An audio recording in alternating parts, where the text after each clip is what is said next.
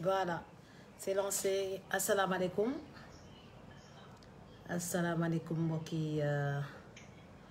mbokki Sénégal, mbokki diaspora. Tey moom YouTube bi moo dominé. Assalamu alaikum. maa ngi leen di nuyu di leen sant góorgóorlu naa ñëw au rendez-vous nag. On va faire de la santé sexuelle aujourd'hui. On va parler du plaisir sexuel. ñi nga xam ne léegi dañuy bëgg a participer à Dakar, on va prendre Diawar Dieye, maa ngi lay nuyu. On va prendre via serveur vocal. Par contre, les Sénégalais de la diaspora qui voudraient participer, ils vont payer 10 €. Voilà, 10 € pour participer à l'émission. Ok, 10 $ pour participer à l'émission internationale en Afrique, 5 000 francs par participation. Et puis voilà, le serveur vocal, c'est 200 francs la minute, 88 628 04 14. Donc, on met le téléphone. On met le téléphone 88 628 04 14 Sénégal. Parce qu'il est hors de question Sénégal di fay pour participer à l'émission et que diaspora bi duñu fay. Donc, c'est bon ça. Et puis je vais mettre 00 221 77 612 39 69. Voilà, pour la diaspora.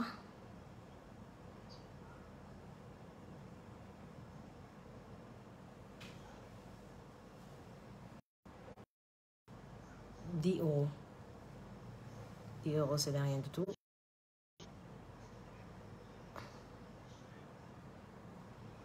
Par transfert.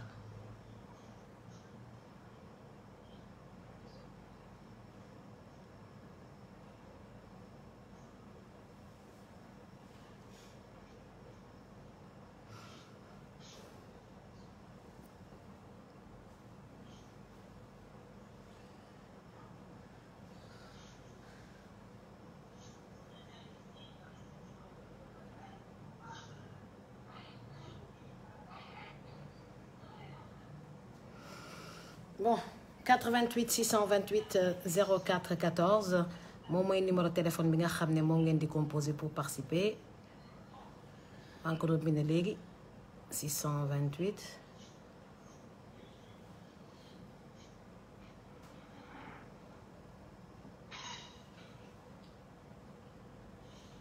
Dia et surtout d'écrire, de venir m'aider là.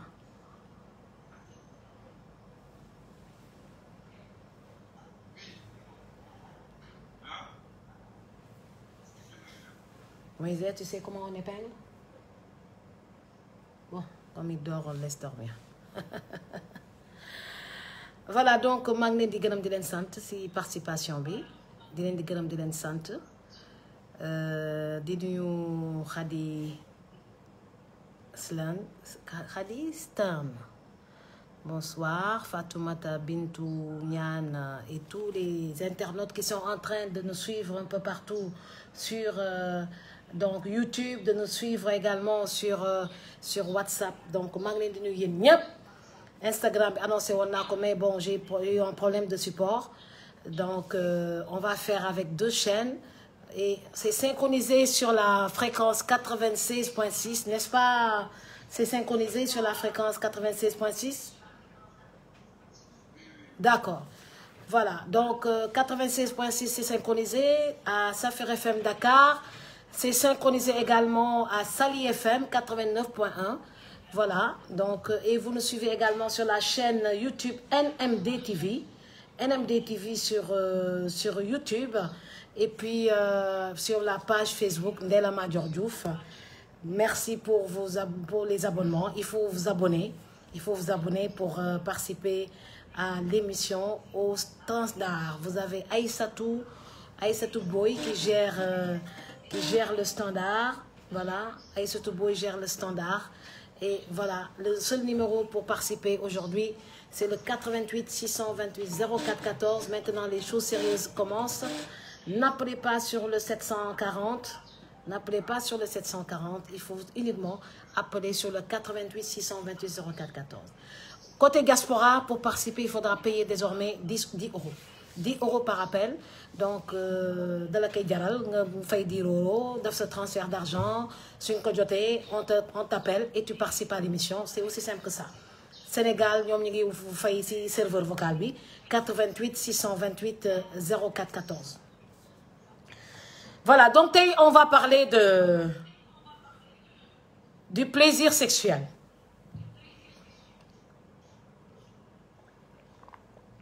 Première partie, bi defoon nañ ko semaine bi passée. Bion, c'est la suite. Parce qu'affaire bi à suivre là.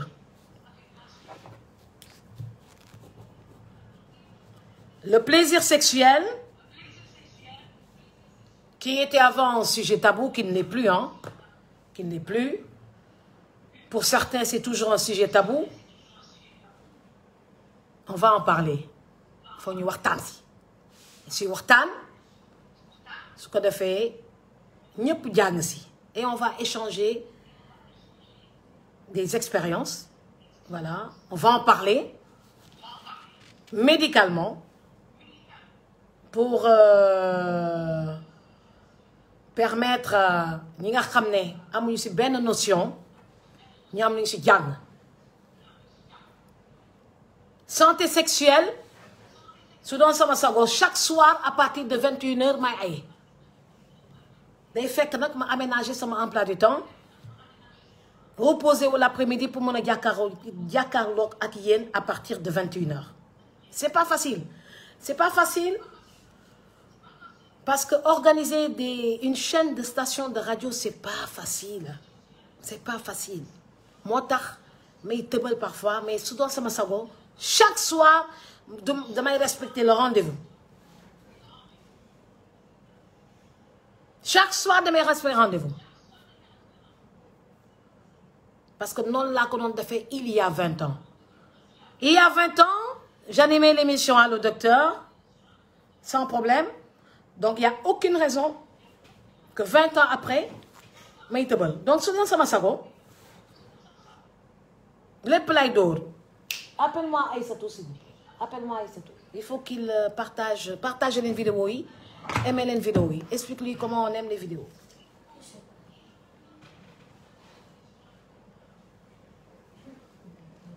Avec cette chaîne, on a aimé la vidéo. On va donner ça à Aïssatou. Rapidement. Rapidement. Donc, beaucoup de cœurs, s'il vous plaît. Beaucoup de cœurs pour l'équipe de Dakar. Beaucoup de cœurs pour l'équipe de Saly. Et pour ceux qui me suivent, je veux beaucoup de cœurs. Ouais, c'est une bonne affaire. Et quand tu parles de santé sexuelle, gars, ils les déglorent religieusement.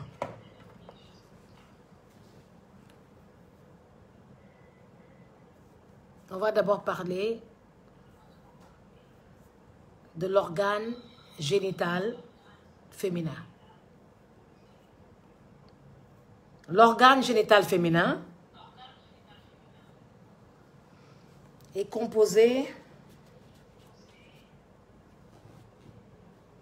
de l'utérus avec ses trompes.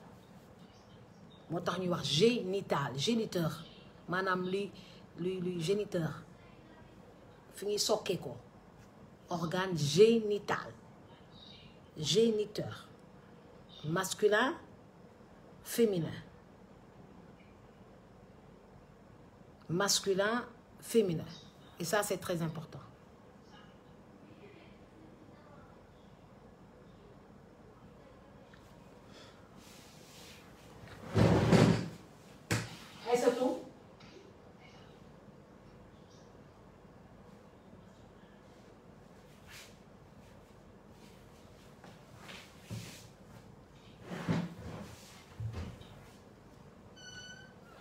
rapidement. Ouais. Tu sais, j'arrête mon émission, je suis en direct là. Quand je vous appelle, il faut venir immédiatement. D'accord? Voilà. Je veux que des cœurs. Parce que sinon, ça se bloque. Ok? On va aller faire des cœurs. Il faut appuyer. Il faut dire à l'autre également d'appuyer. Où est Nafi? Elle descend, elle appuie. Elle fait que des cœurs.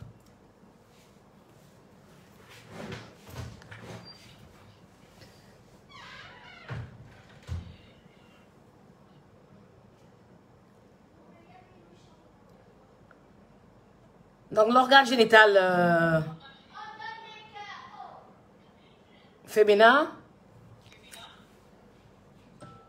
à part l'appareil génital, à part, je voulais dire, l'utérus et ses trompes, il y a le vagin qui vient immédiatement après le col de l'utérus. Il y a les lèvres, les petites lèvres, les grandes lèvres, il y a le clitoris, il y a le périnée qui sépare le vagin de l'anus. D'accord? C'est ça l'organe génital féminin. Am na ñoo xam ne nag suñuy juddu dañuy am ñaari sexe, hermaphrodisme, l'ambiguïté sexuelle. Maanaam dañuy am sexe masculin ak sexe féminin. Parmi les internautes qui sont en train de m'écouter xam nañu bu baax dina am certainement ñoo xam ne dañu juddoo yàlla du nattu sax. C'est une petite malformation. Day am sexe masculin da ngay gis jigéen bu am pénis. Jigéen bu am pénis ak bu am vagin. Maanaam sexe masculin ak sexe féminin moom lay boole. Et comme la dernière fois wax naa leen, le clitoris c'est l'équivalent du pénis.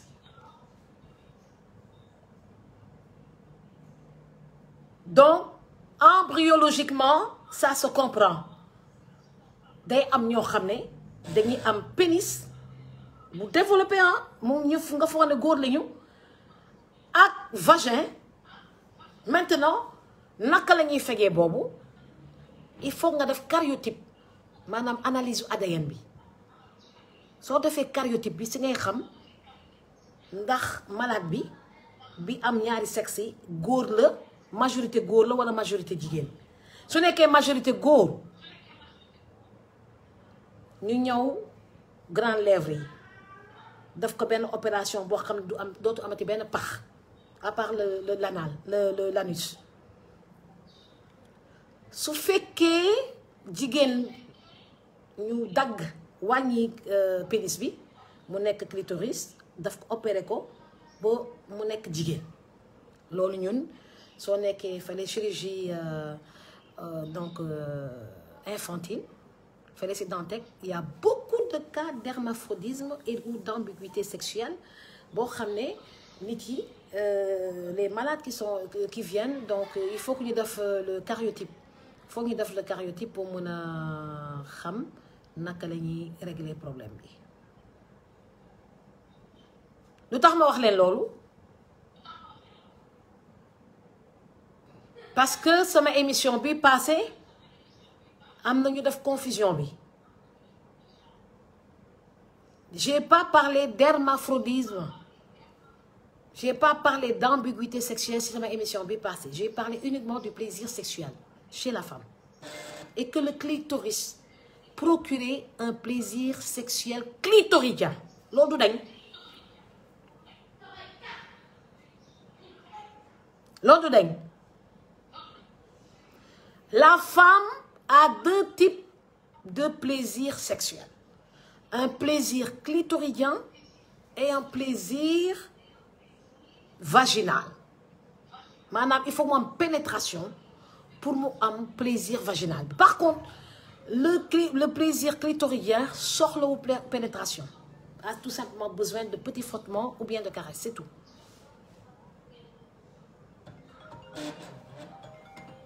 Numéro de la France, dit Watt 740. Il faut appeler au 00221 77 612 39 69 et chaque appel, vous allez payer 10 € par transfert d'argent. C'est très facile au nom de Ndella Madior Diouf et le standard va recevoir l'appel et on pourra vous appeler pour que vous puissiez participer parce qu'il faut que l'émission également soit rentable. Toutes les émissions, depuis le mois de juillet, tout. Depuis juillet, je donne les émissions. Maintenant, c'est rentable. Voilà. Il faut passer par le serveur 88 628 04 14 ou passer par le 00221 77 612 39 69 et là, il faudra payer 10 € ou 10 $ ou 5 000 francs en Afrique. Les gens qui sortent ici, c'est aussi qui si téléphone bi, de gens qui failli par transfert d'argent et on vous appelle et vous participez. Dans la kay jaral, c'est tout. Ce qu'on a fait, pour le plaisir sexuel féminin, qui est clitoridien ou vaginal, en Afrique, il y a certaines femmes qui sont circoncis. Exciser. La circoncision, c'est pour les hommes. L'excision, c'est pour les femmes. Cette émission bi passé nak amna ñoo xamné gis na quelques commentaires yo xamné amul solo dañuy ut ba sama tour ndeysaan ñu bari légui dañuy wokk ci Ndella Madior pour tank wa pour tank ndeysaan voilà lolu mom remarqué nañu lolu ndeysaan ndax xam nañ ko suñu tuddé Ndella Madior rek gaay gestu len on va faire avec mais li ma si mën a préciser mooy circoncision bi ràññee nañ ko dans le sud du Sénégal ràññee nañ ko dans le Sénégal oriental ràññee nañ ko dans le nord-est du Sénégal te du dañ Organisation mondiale de la santé UNICEF ONU ak les différents états di xeex excision loolu du dañ man de bëgguma sama doom ñu exciser ko xalaatuma ko sax par contre sama doom man bu mu juddoo benn fan lañ ko circoncire fële sa New York dañ ko circoncire si New York ndax soo juddoo États-Unis dañ lay laaj da nga bëgg ñu circoncire wala ñu nga bëgg ñu bàyyi noonu kon semi coow bi jóor noonu ñu bëggoon ko indi coow li mu wax dafa leer nañ saboté wu ma nit xasuma nit dama wax une réalité que la circoncision diminue le plaisir sexuel clitoridien loolu dañ ku bëgg nag ñu xarafal la te nekk jigéen nag loolu nag c'est ton choix kenn mënu si dara mais am na ñu ngi koy defee ba dagg xam nga dafa am plusieurs façons d'exciser une femme am na excision douce boo xam ne dafay yem rek di bàyyi au moins tuuti am loo xam dañuy yóbbu lépp la ñuy dagg suñu daggee lépp ba dagg lépp parce que le clitoris mooy l'équivalent du pénis suñ ko leelee ba dagg ko jigéen bi dootu fa mun a am plaisir c'est pas possible par contre suñ ko cofee cof si dagg si tuuti suñ si daggee tuuti le clitoris est toujours là. Il y a une manière d'exciser de manière agressive lépp mais soo daggee lépp mënutul am plaisir sexuel clitoridien c'est pas possible c'est un médecin qui vous parle li may wax ni dañ koy jàng université d'accord kon ku musul def médecine mënu ko critiquer su ma resté si jigéen bi le plaisir vaginal chez la femme loolu il faut que mu nekk avec un homme puissant c'est à la suite d'une pénétration wax bi du dañ il faut une pénétration et des va-et-vient qui vont enclencher et déclencher le plaisir vaginal fi ñuy wax point G boo xam ne bépp góor mooy xam naka lay comment s'y prendre ba déclencher le plaisir chez la femme, le plaisir vaginal yombul parce qu'il y a des femmes juddu nañu ba faatu mosuñu am plaisir sexuel te am doom yu bëri loolu du dañ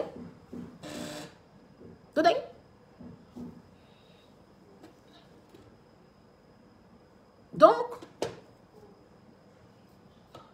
il y a des femmes juddu nañu ba faatu am 10 doom am 5 doom te amuñu plaisir sexuel du dañ ñu tombé góor boo xam ne du leen faale boppam rek lay toppatoo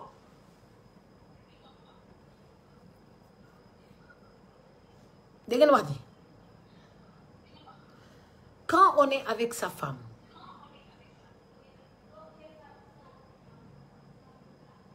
il faut s'occuper correctement de sa femme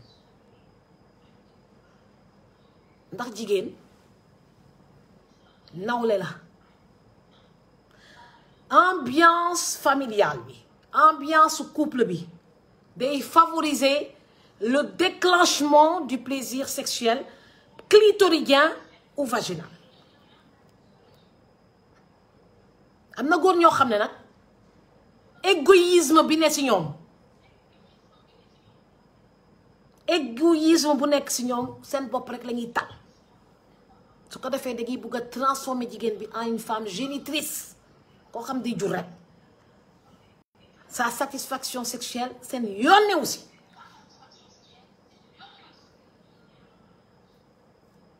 loolu nag mooy tas sëy yu bëri parce que soo amatulee benn intérêt pour am benn rapport sexuel avec sa jëkkër tas sëy bi day daal di yomb mais si le rapport sexuel est correctement fait da ngay bëgg sa jëkkër ba doo fa jógee da ngeen wax ci rapport sexuel c'est de l'art c'est du sport c'est de l'art ça rajeunit c'est de l'art ça rajeunit d'accord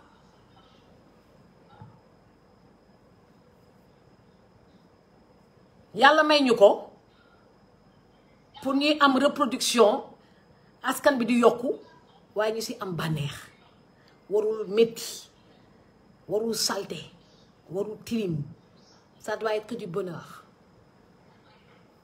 oui ça doit être que du bonheur et de la tendresse soo amee soxna bëgg mu am satisfaction kontaan ci yow il faut y aller tout doucement. Il y a des hommes qui ne savent pas que le clitoris est un organe de plaisir. su fa nekkee da nga siy bàyyi xel am na jigéen ñoo xam ne plaisir clitoridien rek doy na leen parce que ku góor gi agressif na benn façon agressif boo xam ne su commencé rek da ngay yuuxu parce que la femme doit être préparée correctement. Elle doit être préparée correctement pour pouvoir accueillir. Parce qu'il y a de la lubrification naturelle. Cette lubrification naturelle, yàlla moo ko sàkk moo ko sàkkee noonu jigéen. Dieu est un génie créateur. Parce que lépp la prévoit ci organisme bi de la tête aux pieds. Tout est fait pour permettre à la femme d'accueillir le pénis sans douleur, à condition que cette femme soit préparée correctement, lubrifiée correctement, par de la parole, par de la caresse, par des caresses, comme ça, jigéen bi day lubrifier. dafa mel ni moteur gis nga moteuru oto soo bëggee mu gudd fan te daw lu baax danga koy vider soo ko vider ba pare danga siy def huile soo ko vider ba pare danga siy def huile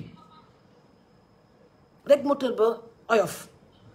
C'est la même chose chez la femme qui doit accueillir si benn organe bu lubrifié. Si c'est sec, le vagin ne pourra rien accueillir, ça c'est évident, si c'est sec. Donc ça doit être humidifié, hydraté naturellement.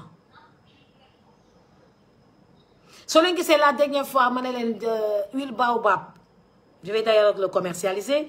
Soo leen gisee ma ne huile baobab bàyyi leen si xel si huile baobab parce que dafa am góor yu yàkkamti, dafa am góor yu agressif, dafa am góor yu yàkkamti, am góor yu agressif. dafa am góor yoo xam ne seen jëkkër rak ak seen jabar sa yàkkamtewuñu sax ñu tëdd si parce que ce ne sera que de la douleur et ce sera horrible te loolu ak la. naka ngay amee soxna bu ko def comme machine. Il faut préparer, apprendre à préparer. Comme que c'est un sujet tabou ndeysaan góor ñu bari duñ leen jàngal comment préparer une femme. am na góor ñoo xam ne sa ndeysaan suñuy jotee suñu sëyee suñuy amee soxna ni ñuy demander soxna bi vierge noonu la ñuy vierger su ko defee dañuy gëlëm du ñu xam fu ñu jaar ndax kenn du leen ko jàngal. kon ngeen war a sant yàlla nag bu ma jëlee sama temps toog di leen di jàngal santé sexuelle ñu si waxtaan waaw docteur Ndeye la toog jàkkaarloog yéen jël temps sama temps xat na mais nee naa góorgóorlu rek dóoral leen allo docteur à partir de 21h dinaa góorgóorlu dégg leen koy dóoral chaque soir dina métti nag su ma sonnee ma noppalu ko. su ma sonnee ma noppalu ko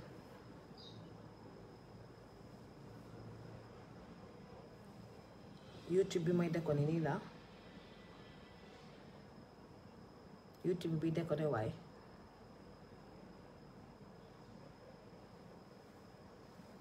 YouTube bi may déconné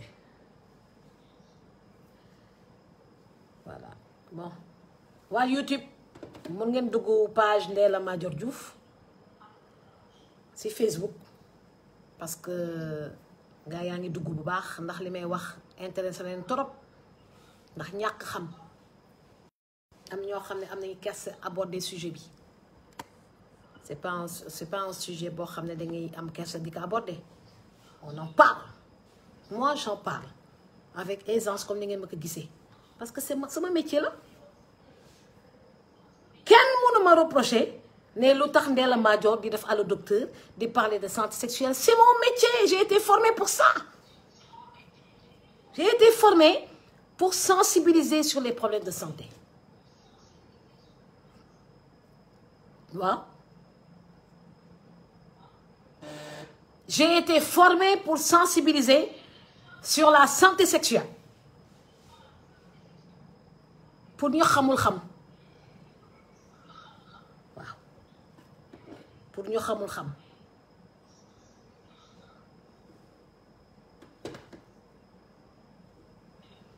kon su ko defee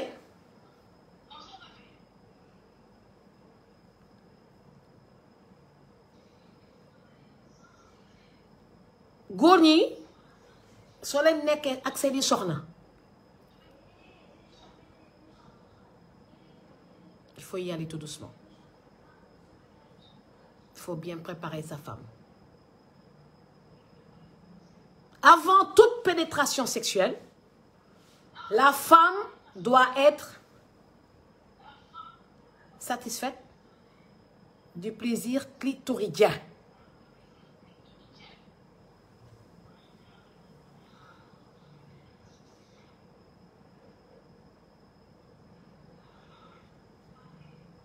dafa am góor ñoo xam ne seen loxo yi dafa def wee yu gudd te ñaw su ko defee dañuy gaañ waaw góor day dagg weem ba mu set pour bañ ko gaañ parce qu'il y a une manière de s'y prendre finalement da ngay xotti mais dootoo procurer ti benn plaisir à cause de ce wee yu gudd yëpp góor du am wee yu gudd yu ñaw yàq sa soxna ndax sa wee day ko dagg ba mu set wecc parce que musuma gis caresse boo xam ne day ànd ak wee bu gudd ngay gaañ sa soxna plaisir mënul fa am parce que commencé métti c'est fini waaw jigéen dafa sensible te góor ñi dañu war a xam ne jigéen dafa sensible on peut pas caresser sa femme avec des mains avec des ongles yu ñëw foo jaar xotti ko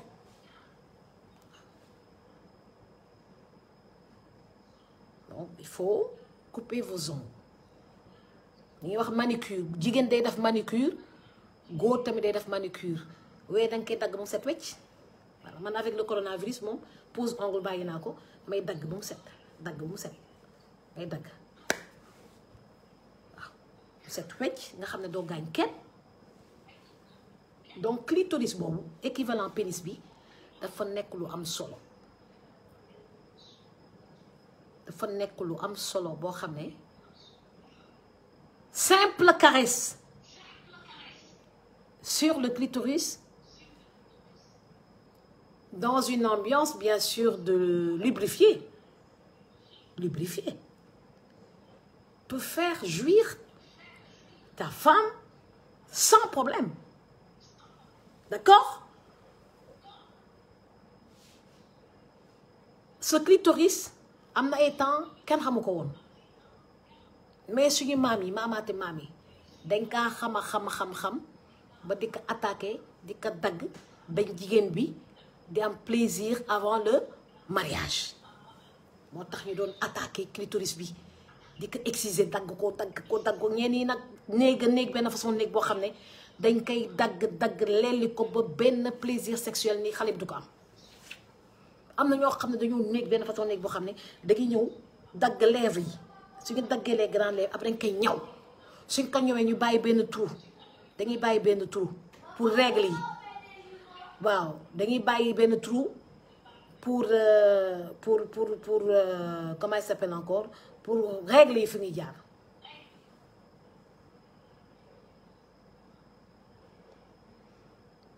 bés bu muy sëy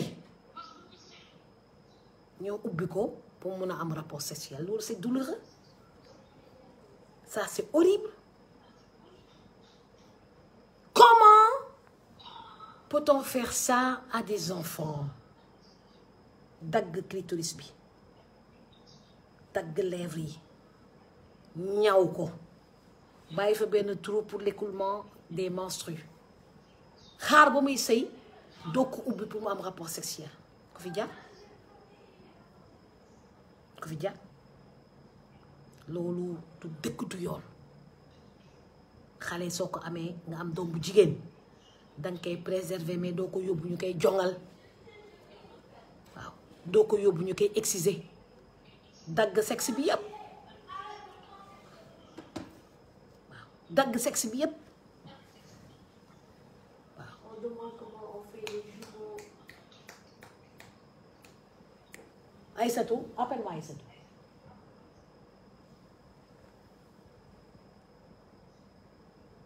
Aïssatou.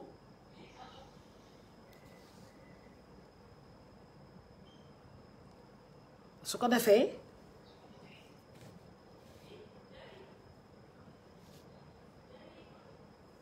on vous parle du plaisir sexuel féminin mu nekk loo xam ne dafa am solo. Il faut le calmer là. Il faut le calmer. Je fais une émission en direct, hein. faut le calmer.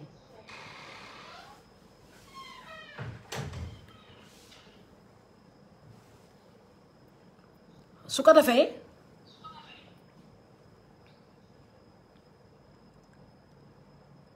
yéen couple yi may seetaan di ma déglu fépp ci àddina bi seen soxna dafa am clitoris et que clitoris boobu da ngeen ko war a jàng soo leen ko jàngee jàmm day am. Rapport sexuel du pénétration rek am na nga góor ñoo xam ne dañuy yomb mais pourtant dañuy arriver à faire jouir leur femme à cause du clitoris. am na ñoo xam ne sa soxlawuñu pénétration si xeetu ay jigéen lañu am na ñoo xam ne plaisir clitoridien moo leen gën a plaisir vaginal parce que ku góor ki yàkkamti na benn façon yàkkamti boo xam ne su ñëwee des bombardés tirer sur tout ce qui bouge su ko defee yàq jigéen bi après da koy ragal. Affaire bi c'est de la douceur, c'est la douceur. Quand c'est doux, tout devient naturel. Tout devient naturel. La pénétration ne sera pas douloureuse et même l'accouchement sera facile. Parce qu'un rapport sexuel chez la femme facilite l'accouchement. ndax jigéen bu ëmb day am rapport sexuel day faciliter accouchement bi bopp bi day am fu mu jaar mais si les rapports sexuels ne sont pas réguliers am ñu bëri dañuy xat benn façon xat boo xam ne ñeen ñi dañuy mujj dagg périnée bi pour bopp bi am fu mu jaar ah ou bien nga césarienne ko pour génne bopp bi. kon ñii di wax ku jigéen bu ëmb kenn du waru am rapport sexuel dañu juum jigéen bu ëmb dafa war a am rapport sexuel régulier. À un certain moment donné, c'est bien qu'il faudra changer les positions et protéger l'enfant, mais les rapports sexuels vont aider même le couple à avoir beaucoup plus d'intimité. Beaucoup plus d'intimité. D'accord? Et ça, c'est très important. Donc, sama gars yi, il faut y aller tout en douceur. 88 628 04 14 mooy numéro téléphone bi soo leen buggee poser seen question te dëkk Sénégal. 88 628 04 14 donc standard Dakar su fekkee am na appel bi dikk ndax maa ngi dégg appel yi ngeen vérifier que c'est pour participer ou bien c'est pour la voyance. Si c'est pour participer pour participer dans l'émission Allo Docteur ngeen jox ma ko. ñi nga xam ne ñu ngi ci diaspora bi nag seen téléphone ngeen di utiliser def seen transfert d'argent 10 euros 10 dollars 5000 francs Afrique ngeen envoyé ko ci turu Ndella Madior Diouf ci numéro 00 221 77 612 39 69 wax nañ leen ko ci titre émission bi jaama ne ñooy mu jël leen ñu waxtaan pello dina am quelques nag appel yoo xam dinaa ko jël même mode vidéo. Après, eux, ils vont faire un paiement transféré. Une émission, ça coûte cher. Voilà. D'être plus de 700 personnes à nous suivre à cette heure, donc ça veut dire que ça vous intéresse. Voilà. YouTube, rek laa yërëm nag ndeysaan yërëm naa waa YouTube xanaa ma coupé ko kii waatal leen ko parce que YouTube bi moom mi ngi déconné. YouTube bi dafa planté wu quoi te émission bi nekk émission bu am solo Sénégal yépp ñu ngi koy seetaan 88 628 04 14 mooy numéro téléphone bi soo leen bëggee jokkoo ak man 88 628 04 14 te ngeen nekk Sénégal 88 628 04 14 foofu ngeen di jaar pour mun a participer en direct ma jël leen ñu waxtaan. dinaa jël quelques appels vidéo mais eux ils vont payer après. benn téléspectateur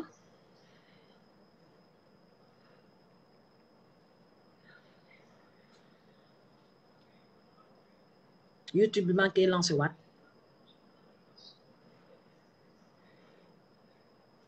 maa ngi lancé waat YouTube bi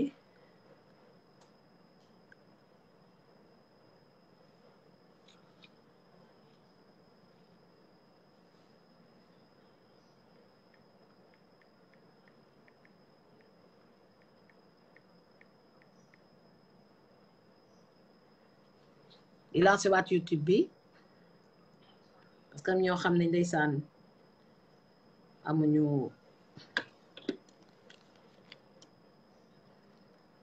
kii am ñoo xam ne amuñu Facebook am ñoo xam ne amuñu Facebook su ko defee bépp nit bu bëgg a participer serveur vocal 88 628 04 14 ñu peloo me répondre à vos questions diaspora bi 00 221 77 612 39 69 ñu fay par transfert d'argent ils peuvent le faire facilement 10 €, c'est rien du tout comme soo amee auditeur rek danga may def signe nii rek danga may def signe rek d'accord Moussa jël appel bi voilà ñu jublu maintenant sur le plaisir sexuel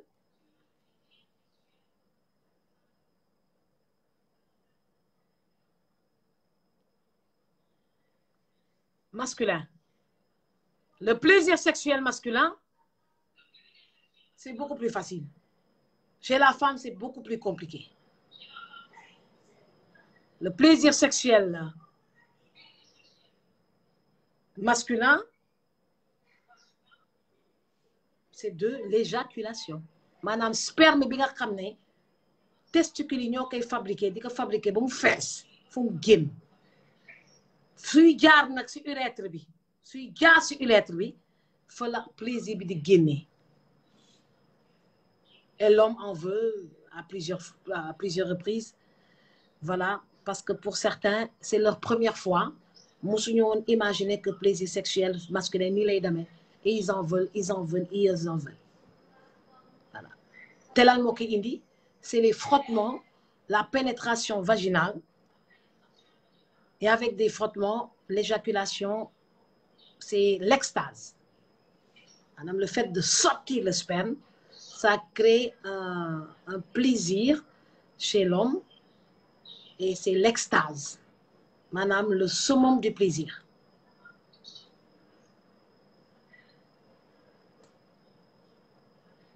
ñu bari ñu ngi bëgg a participer ci biir émission bi mais na ngi jaar émission bi am na solo ñu ngi jaar tout simplement via 88 628 04 14 comme nu ko gisaane di defee ñu tontu leen si seeni laaj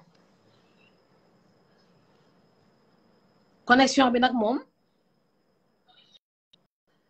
xaw naa sant Sali moom connexion yi war nañ si wax nag vraiment connexion yi war nañ si wax kon je pense que l'exposé bu leen defaral c'est un bon exposé Chacha Nar Diop maa ngi lay jël exposé bu mu leen defaral c'est un bon exposé sur le plaisir sexuel féminin et masculin chez la femme l'organe clé c'est le clitoris suñ fa jógee nag c'est pas seulement le clitoris mais tout ce qui est petite lèvre tout ce qui est grande lèvre tout ce qui est partie interne de la cuisse en réalité tout ce qui est sang tout le corps humain la nuque les yeux les narines les oreilles tout le corps de la femme peut faire jouir la femme yaramam yëpp waaw yaram bi yëpp mun na faire jouir la femme D'où l'importance de la douceur. D'où l'importance des caresses. Parce qu'une femme, ça se prend facilement, calmement, pas avec agressivité. Et une femme, elle est faite pour connaître la jouissance féminine. Elle n'est pas faite pour seulement procréer et amener des enfants. Elle est faite pour les deux. La jouissance et la procréation. Et cette procréation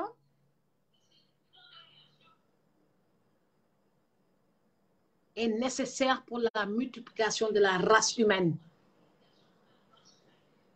Donc góor moo war a sëy ak jigéen pour procréation mun a am sëy boobu nag warul nekk ak nakar warul nekk ak métit warul nekk ak nakar warul nekk ak métit 88 628 04 14 mooy numéro téléphone bi pour jot ni directement. Pour la diaspora 00 221 77 612 39 69.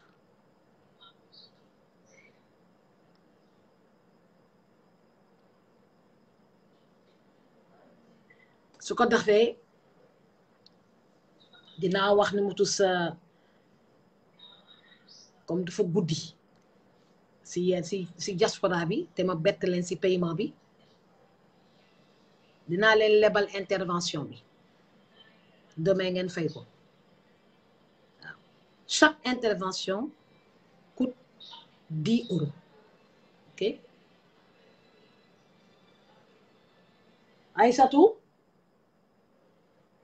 Aïssatou voilà su ko defee j'ai une équipe nouvelle équipe bu bees laa yore fu mu nekk nii mii na guñ ma bu baax. Je vais prendre les appels internationaux, mais ils vont payer après. Donne-moi le téléphone. su ko defee ñu jël appels internationaux yi suba ñu fay ko ñu mën a waxtaan pello ndax appel vidéo bi y a des problèmes de connexion jàllagul bu baax ajouté naa mais bon ça passe pas.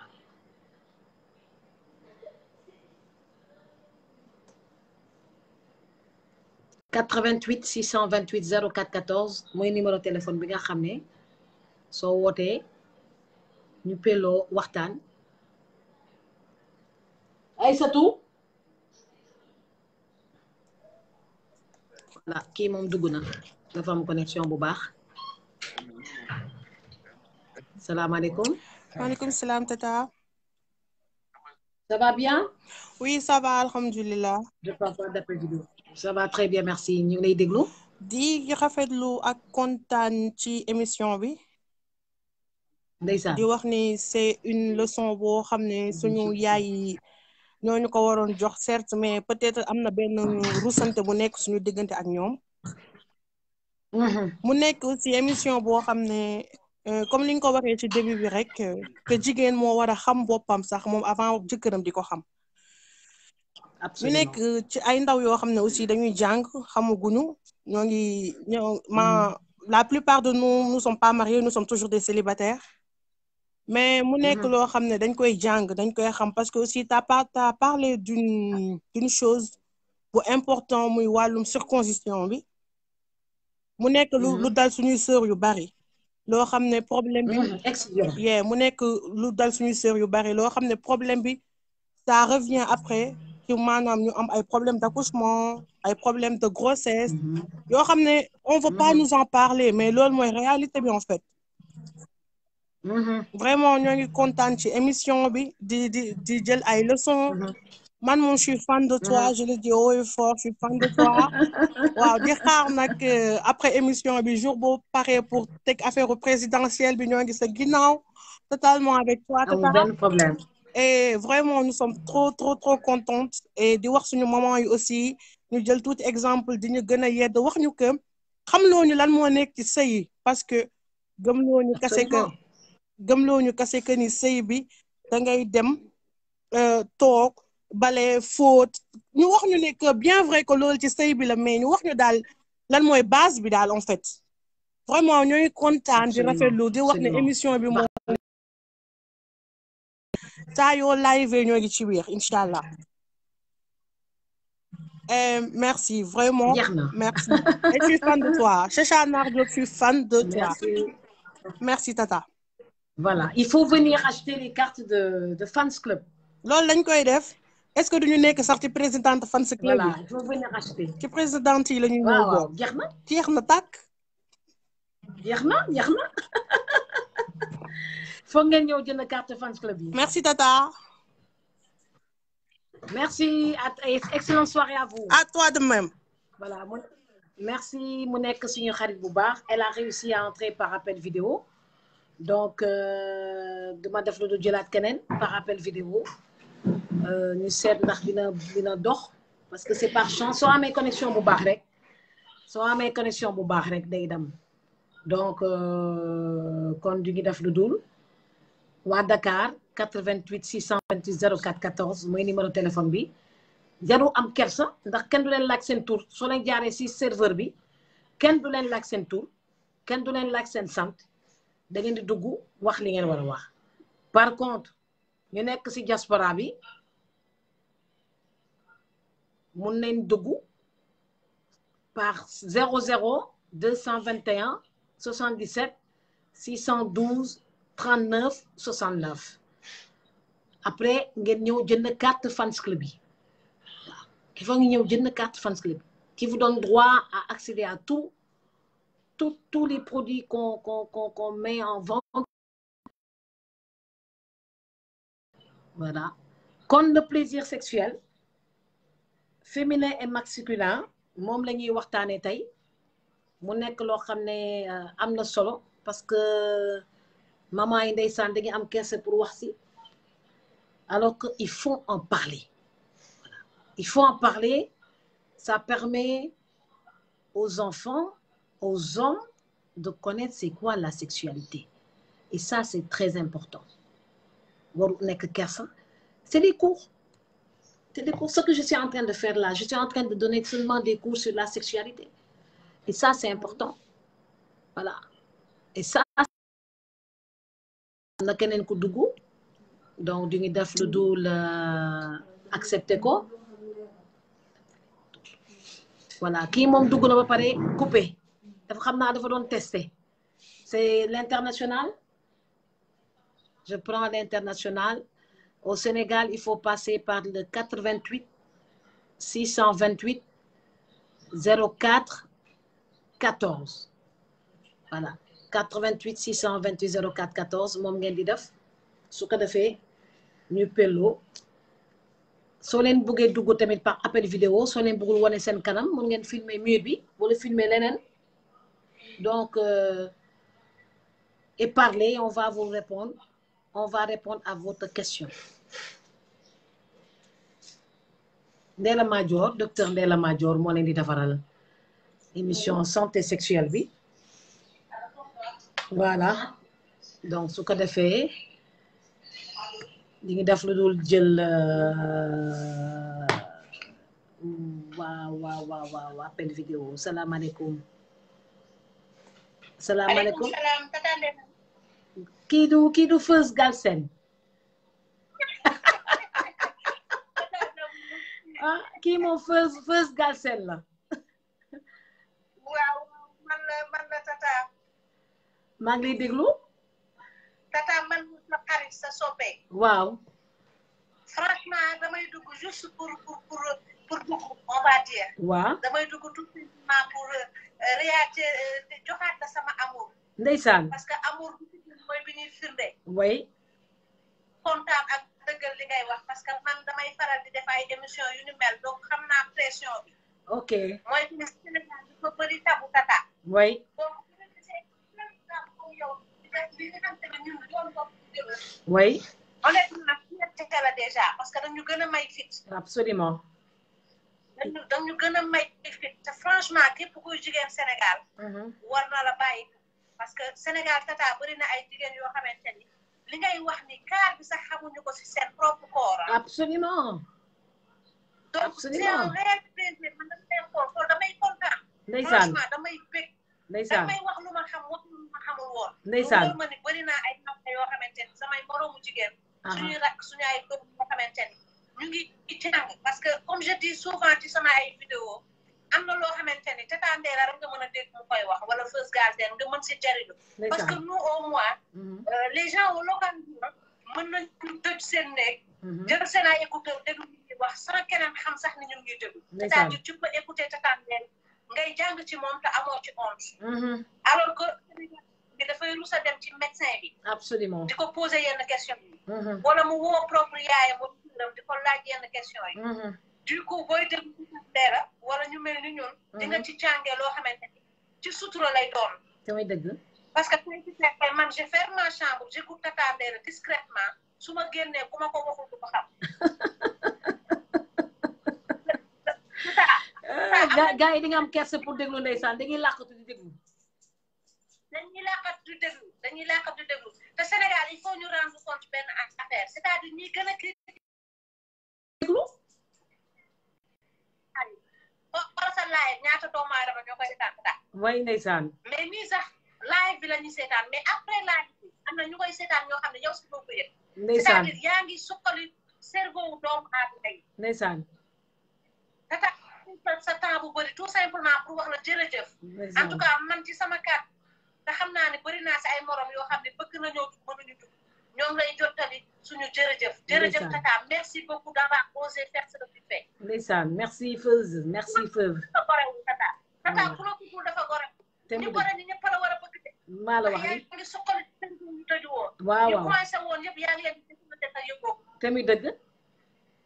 xam nga fu may jeexalee. waaw. carte fans club yi man maa koy war a jaay de. ndax man maa la wax ni waaw waaw da ngeen di jaay carte fans club yi.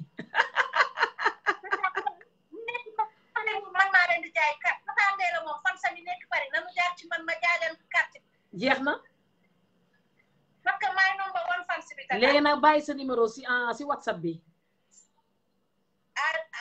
non dinaa la ko message. da nga koy message waa bind tur bi parce que appel dañoo bëri. da ngay bind rek c'est moi Feuz Galsen. merci beaucoup merci. voilà merci. allez merci beaucoup. voilà donc mu nekk Feuz Galsen ndeysaan. donc nag ñu envoyé sa numéro. dañuy envoyé sa tour si WhatsApp bi nga def léegi ndax appel yaa ngi tombé comme ça mi ngi taw di taw ndeysaan. kon pour revenir sur le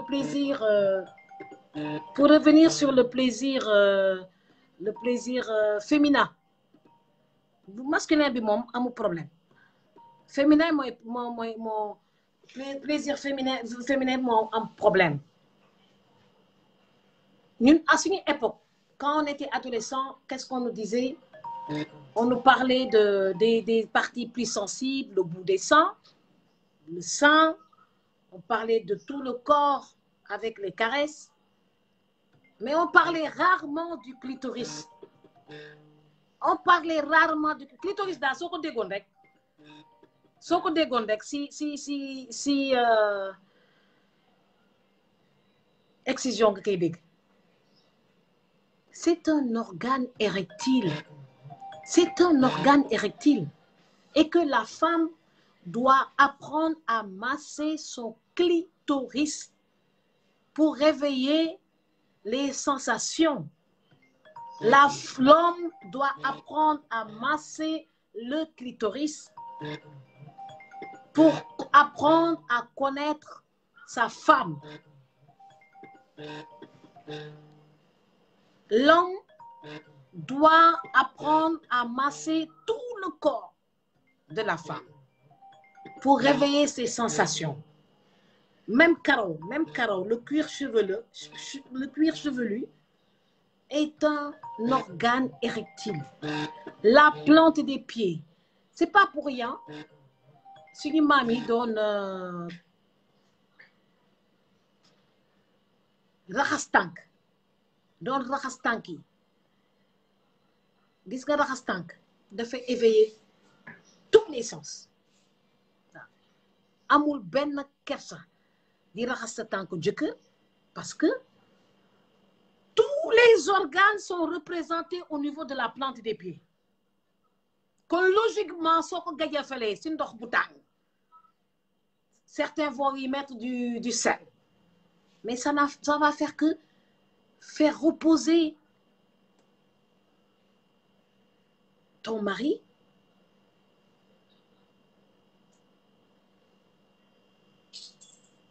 et éveiller tous ses sens.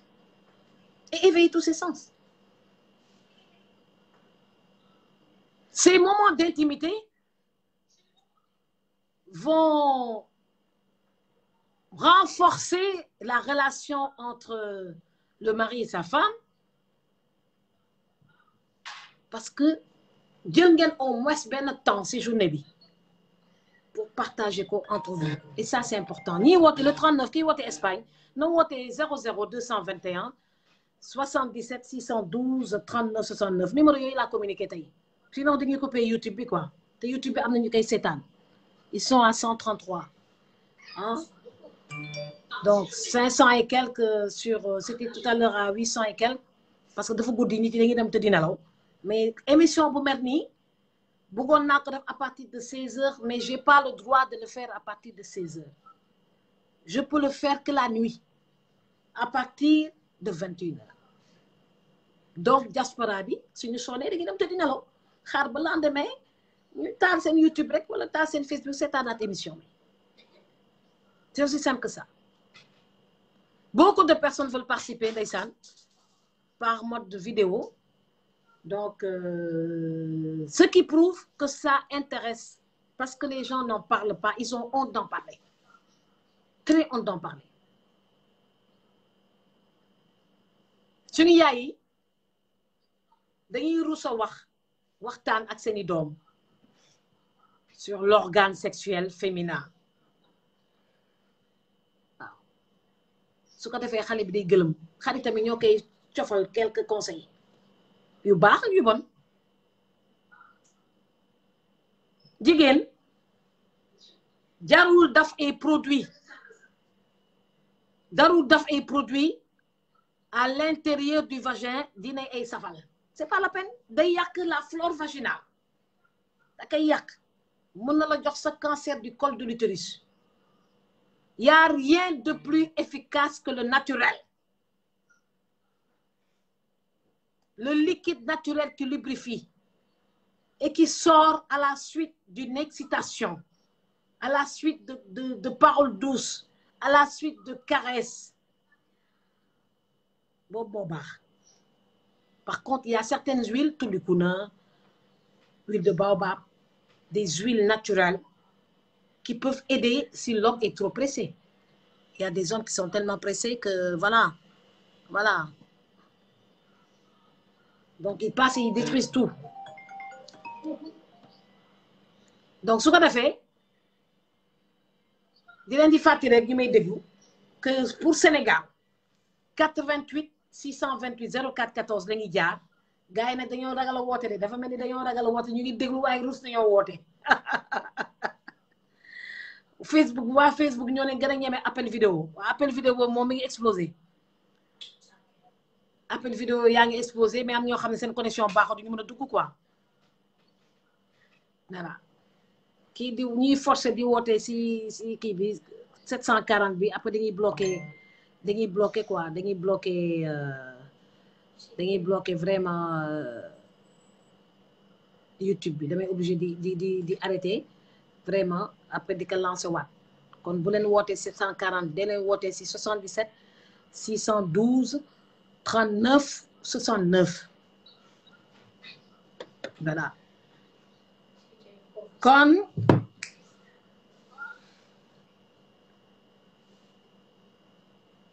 le plaisir sexuel féminin jigéen ñoo aye léegi parce que am na jigéen yoo xam ne dañuy foog ne woon sax plaisir sexuel si góor bi rek lay nekk Il y a une évolution des mentalités, évolution de la sexualité nationale, internationale, un peu partout, et que on a appris à faire découvrir les femmes leur sexualité.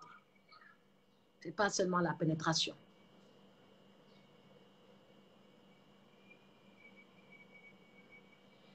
Gis nga tendresse lu la mayu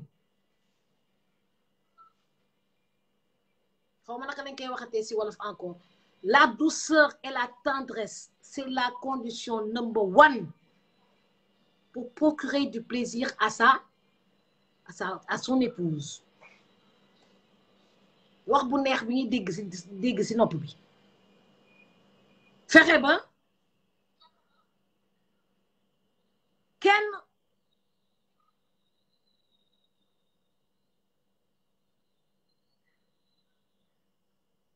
benn wax bu nakkari lu dugg si néegu sëy bi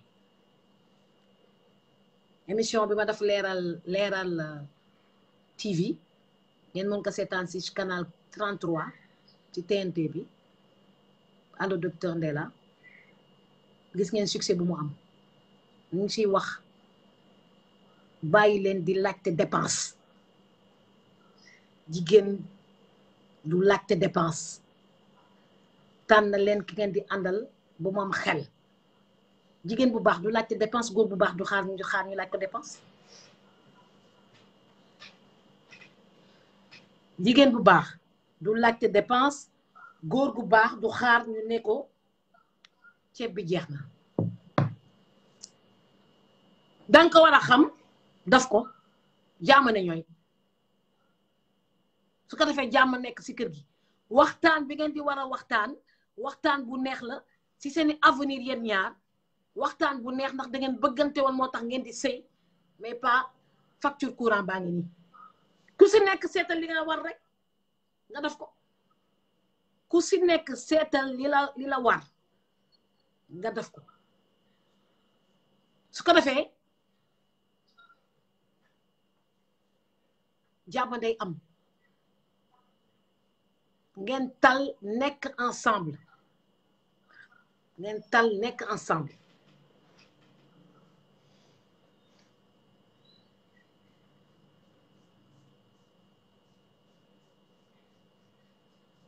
88 628 04 14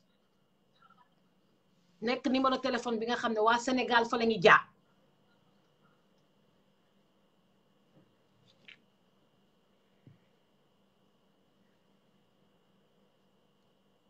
wala 00 221 77 612 39 69 émission bi nag gis naa ne ñor na leen xanaa ma wax ay sutu rek ma may ko tamit waa Sénégal balaa ñu may mere waaye de ko dugg nag le lendemain da ngay ñëw jënd sa carte de membre carte fans club yi moom il faut ngeen jënd ko parce que activité yi boo gis dafa nécessité ay budget waaw kon ku woote rek dinaa la jël mais le lendemain da ngeen jënd seen carte fans club yi par transfert d'argent ñu envoyé leen ko par la poste wala indi leen ko seen biir kër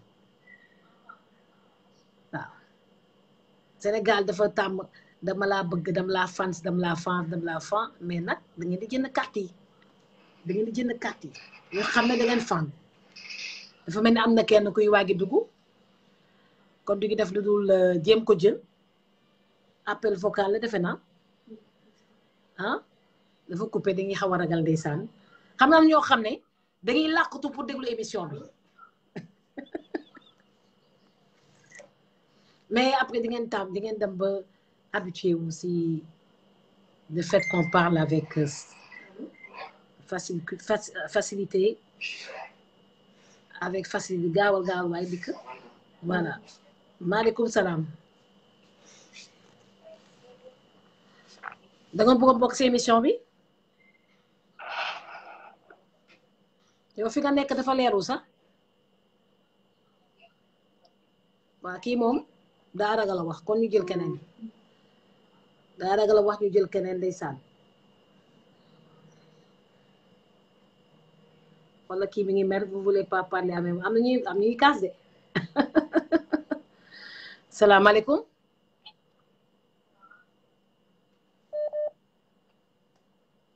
allo salaamaaleykum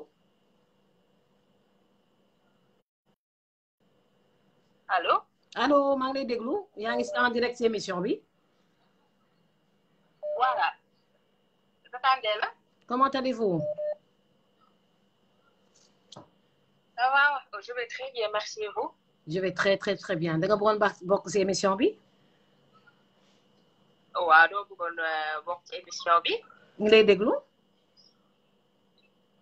macha allah thème bi daal vraiment rien à dire ok ñoo ngi si jàng bu baax ndeysaan et puis vraiment conseil yi aussi dana tax ñu gën a xam parce que comme niñ koy waxee si commentaire yi rek dafa nekk benn sujet boo xam ne vraiment c'est tabou waaw donc ñun les jeunes bu ci wax daal dañuy yaakaar ni liñ ko jëlee négativement alors que vraiment c'est quelque chose de très bien absolument voilà mais vraiment on ngi lay suivre di la encourager tout à fait di la ñaanal aussi jërëjëf d'accord gros bisous merci excellente soirée à vous merci beaucoup voilà donc mu nekk xale bu suñu benn xarit bi woote nekk xarit bu baax ndeysaan émission bi c'est un cours magistral sur la santé sexuelle d'accord c'est un cours magistral sur la santé sexuelle donc 88 628 04 14 mooy numéro téléphone bi nga xam ne soo leen ko defee woote ñu dégg émission bi woote ñu jël leen wala ngeen jaar si pour la diaspora 77 00 221 77 612 39 69 le standard est en train d'exploser gaa yaa ngi woote rek waaye am na ñoo xam ne seen connexion baaxul du ñu mën a dugg par Facebook live vidéo maintenant WhatsApp baa ngi nii gaa yaa ngi woote ndeysaan kon on parle ce soir de la santé sexuelle on parle de la santé sexuelle qui peut être un sujet tabou pour certains mais bon la sexualité est une condition sine qua non pour la procréation. Elle doit être connue de tous. Apprenez à connaître votre corps pour accompagner vos épouses ou pour accompagner votre mari. C'est aussi simple que ça. On y jël waa Espagne bi salaamaaleykum. salaamaaleykum. asalaamaaleykum. maaleykum salaam. ci émission bi laa bëggoon participer. ñu ngi lay déglu. bon comme benn laaj moom. ñu ngi lay déglu ñu ngi lay déglu. dama gis ni jigéen ñi dañu am comme tendance di jël ay affaire di ko dugal seen kanam yi di wax affaire de plaisir la mais yaakaaroon ni loolu mën na leen jural feebar. absolument da leen di jural feebar. mais loolu moom nga sensibiliser nga def si benn sensibilisation defe naa ni aussi tam dina baax. absolument. parce que mën na leen jural ay feebar yoo xamante ne nii su boobaa mën nañu lor sax seen borom kanam. li ñuy dugal daal seen te li ñuy dugal seen kanam daal loolu daal mën naa ñàkk waaw. franchement. mën naa ñàkk. waaw voilà mën naa ñàkk voilà. voilà. moo tax daal man daal côté boobu daal laa leen ragalal léegi quoi. ndeysaan soo gisee ñu koy def liñ ci jublu rek mooy bëgg seen borom kër mais pour bëgg sa borom kër am na leneen loo mën a def lu dul jël ay ovule di ko dugal sa kanam da koy yàq sax de mun na xotti sa kanam. waaw loolu moom.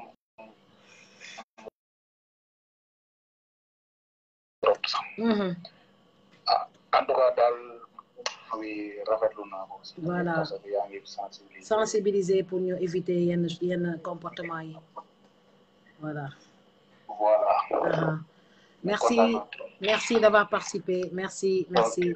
Voilà donc loolu li mu wax léegi dafa nekk lu am solo ndax dafa am produit yoo xam ne jigéen ñi dañ koy jëfandikoo fait de manière traditionnelle ñu koy dugal seen kanam jubluwuñ si dara lu ne nekk di bëgg a procurer di bëgg seen jëkkër am plaisir écoute non il faut arrêter ça loolu da ngay détruire la flore vaginale yàq ko mu acide mun na la créer ay infection ay perforation même mun na la ko créer perforation entre l'anus et le vagin su ko defee même sel yi les matières fécales mun nañu jaar par l'anus et ça c'est horrible donc il faut pas mettre des produits yoo xam ne day détruire la flore vaginale ça c'est pas bon donc du ñu def lu dul jël suñu benn mbokk kii mi ngi woote Sénégal. waaleykum salaam. jàmm rek kay.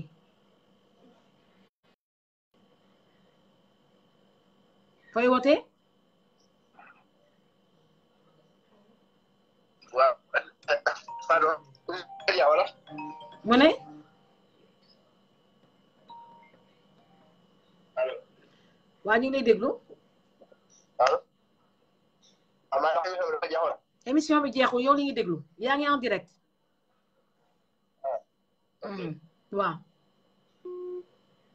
voilà donc moom dafa ne ndax émission bi dafa jeex crédit bi moo doyul moo tax woote leen nag 88 à moins que 88 628 am problème ah à moins que 88 628 04 14 am problème donc waa Sénégal woote leen si 88 628 04 14 waa diaspora woote leen si 00 221 77 612 39 69 am na kiy woote si 740 bi depuis 5 di coupé YouTube bi rek nañu dimbale tuuti waaye nañu dimbale te di woote si 00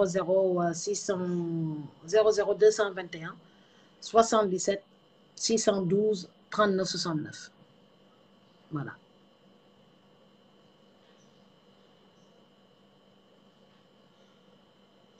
émission bi yéen a ko moom da ngeen di woote intervenir si biir émission bi par Facebook live vidéo bien par serveur vocal ou par le 00 221 77 612 39 69 waaw après nag ngeen di jënd nag carte de membre yi waaw da ngeen jënd carte de membre yi soo leen bëggee ñu leen di jël aussi facilement da ngeen di jënd carte de fans club bi salaamaaleykum.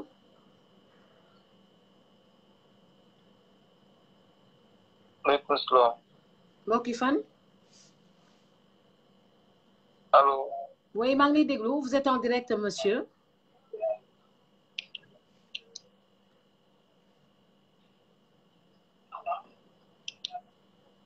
ñu ngi lay déglu. réseau bi moo neexul quoi. waaw réseau bi moo neexul kon da ngay jaar voie normale. yaa ngi woote Sénégal da ngay jaar voie normale éviter WhatsApp bi voilà. soo leen gisee ñu leen jox WhatsApp bi diaspora bi lañ ko jagleen waaw diaspora bi lañ ko jagleen ndax ñoom seen connexion day baax.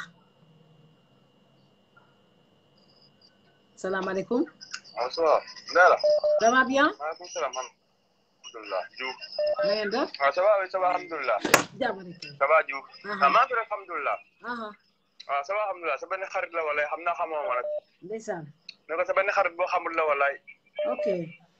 ma lay bëgg rek di lay ziare. ngay woote fan. xam naa saa su ne maa ngi lay one mais xam naa nag instant maa ngi Thiès mais waa Fatick laa. d'accord noo gisee émission bi nag. waaw ah. moo gisee émission bi. allo. waaw émission bi neex rek kontaan si yow rek moo tax ma lay oo nii. ok. lan mooy sa question. waaw vraiment kontaan naa si yow trop. ah. la question. question comme. j'ai pas entendu ta question ah. ma ne yow yaa xam nga da nga woote di participer wala da nga woote di féliciter rek. ah ok waaw dama woote di féliciter waaw. ah d'accord ndeysaan. dama woote di féliciter wala sa xarit boo xam ne xamoo la maa ngi Fatick waa Fatick laa. waa Fatick nga ndeysaan. waa Fatick laa. waaw Fatick laa te sa papa aussi vraiment sa papa aussi nekkoon suñ papa ñun yëpp suñ papa la woon. ndeysaan ba léegi sax. waaw. papa Madior. waaw papa Madior. ñaan na leen ko rek mu gudd fan. donc nag doom aussi xam nga. waaw amiin ñoo ngi ko ñaan bu baax a baax. ñoo ngi ko ñaan bu baax a baax. ndeysaan. waaw vraiment da nga maa neex trop. waaw da nga maa neex trop Adama Diop laa tudd Adama Diop. Adama Diouf ok. na ko Adama tudd. ok après da nga ñëw seet si. waaw da nga maa neex trop vraiment Pale waaw saa su ne moom vraiment xam nga rek. merci beaucoup. waaw dama lay bëggee di lay ziare lu baax a baax. yaa ngi ziar bu wër. waaw bëggoon naa rek ma ne ñu gën a xamante ah. waaw da ngay ñëw rek da ngay ñëw Saly ñëw jënd si carte yi bokk si réunion yi. ah si réunion yi ah. voilà. waaw d'accord waaw ok parce que man instant maa ngi Thiès fii. voilà Thiès ak Saly yëpp benn Thiès Saly moom soriwul ah. soriwul waaw soriwul da ngay ñëw soo jënd carte de membre yi di bokk si réunion yi. su ma dama lay suivre ça temps xam nga nga publier. waaw d'accord am problème incha allahu rabi xam naa saa yu dañu amatee rek naa ko yëg. amul benn problème. su ma ko yëgee rek naa ñëw incha allahu rabi. voilà merci beaucoup. merci waaw léegi ba sama numéro waaw ok merci beaucoup sama numéro ngóob dégg nga ah. voilà da ngay wax sa tur nag da ngay vocal. ok merci beaucoup da ngay vocal joxe sa tur comme ça ñu mun kaa enregistrer dégg nga. waaw. voilà waaw Adama. mais da ngay vocal Adama. waaw ok su ma coupé rek nga vocal ko voilà merci voilà donc Adama nekk suñu xarit bu baax waaye di woote depuis Thiès moom dafa doon woote pour féliciter ndeysaan voilà donc waaye tey nag moom damaa xaw a sonn de tey moom damaa xaw a sonn donc duñu def lu dul jël kii di woote salaamaaleykum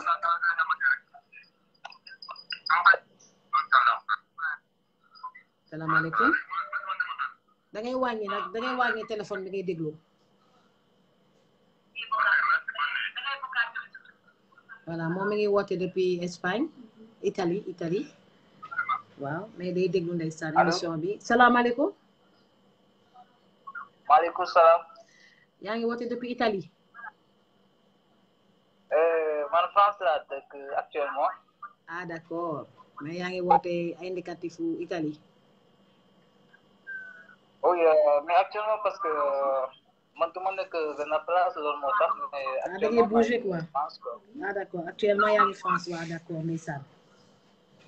oui c'est juste que je voulais vous féliciter parce que sa mission bi mission bu baax la. te tamit xam nga mooy loolu quoi. tout le temps surtout avec ton.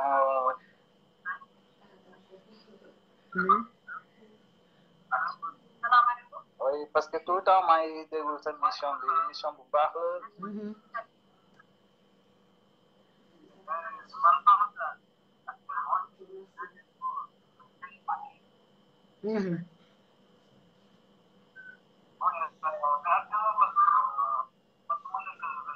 kon ñu ngi lay gërëm di la sant. ñu lay gërëm di la sant dégg nga voilà mu nekk moom day déglu en même temps ak beneen poste yokk volume soo leen di dugg rek da ngeen di wàññi soo leen dugg da ngeen di wàññi d'accord da ngeen déglu seen émission santé sexuelle avec docteur Ndella Madior Diouf qui vous parle du plaisir sexuel féminin et masculin. Osez en parler, donc j'ose en parler pour sensibiliser sur les problèmes de santé. D'accord? ñu ngi leen di gërëm di leen di sant.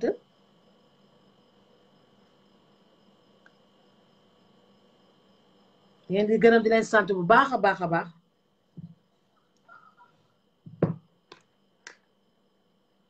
si attention bi ngeen am si émission bi. ndax santé sexuelle moom dafa jar di si wax dañ si war a wax su ko defee xale yi bañ a juum mag yi bañ a juum et qu'on apprenne la sexualité elle est très importante ñu jël suñu mbokk bi woote Maroc salaamaaleykum salaamaaleykum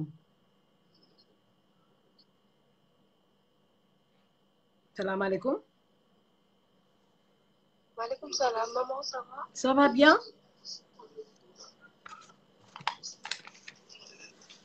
Comment allez-vous? Ça va bien, merci.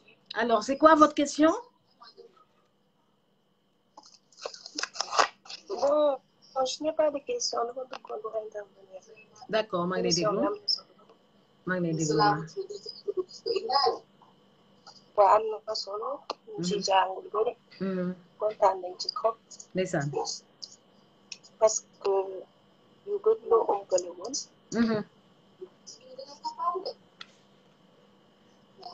Allô? Oui, oui, je vous écoute, oui. D'accord, je disais, bari lu bëri loo ëmbale woon. boo déglu. jàng ci lu bëri. oui. am na solo daal kontaan nañ ci yow. jërëjëf jërëjëf depuis le Maroc jërëjëf donc li ñu def lu jëlaat keneen appel bi moom nit yi vraiment la famille ne parle pas de la sexualité et ça crée parfois des problèmes c'est pourquoi ça intéresse tellement les gens parce qu'ils ont envie de découvrir leur corps donc on va parler avec waaw salaamaaleykum. comment ça va. oui ça va bien. yaa ngi woote fan. yaa ngi woote Italie ñu ngi lay déglu. ok.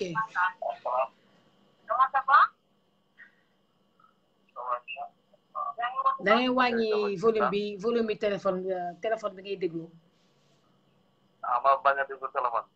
waaw mën nga wàññi volume bi rek après intervenir parce que yaa ngi nekk en direct sinon day am retour quoi. waaw wax nga dëgg waaw. waaw maanaam kii am na solo moom.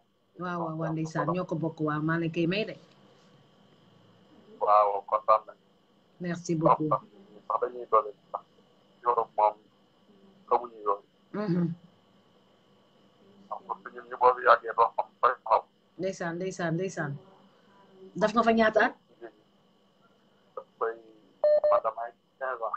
15 ans ana soxna si. non yoruma ko woon nag mais après nag fan moo xam naa. d'accord. dama fi nekkoon. 15 ans dafa bëri nag. waaw xam nga rek. waaw saa da ngay xam ba ma am sa xaw bi ci daal mooy loolu. ndeysaan. waaw même yàlla def na xam naa fan yi moom bëgg naa pour daal ay weer. nga am soxna ndeysaan. waaw na ngeen def nag. ñi ngi fi rek. daal li ñu bëggoon a laaj. waaw. ci kanam yi day joxe infection yooyu laa bëggoon a xam nu mu demee loolu mooy lan.